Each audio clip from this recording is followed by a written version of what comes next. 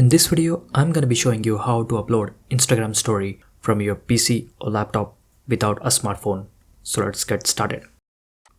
Alright, head on over to instagram.com on your browser and sign in with your account.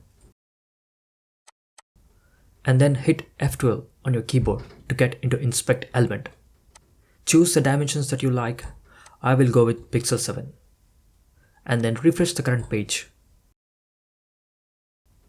After the page is completely refreshed, you will be able to see a plus icon on the top right corner. Click on that and you can see an option to upload the story straight from the browser. Now simply select your desired story that you want to upload on Instagram. That's pretty much it.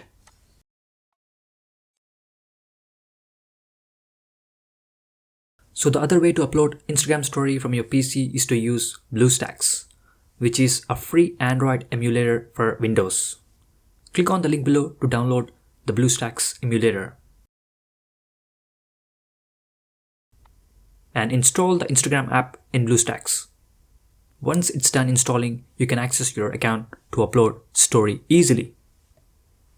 So there you have it, a simple and easy way to upload your Instagram stories from your PC. Thank you for watching, and as always, peace out.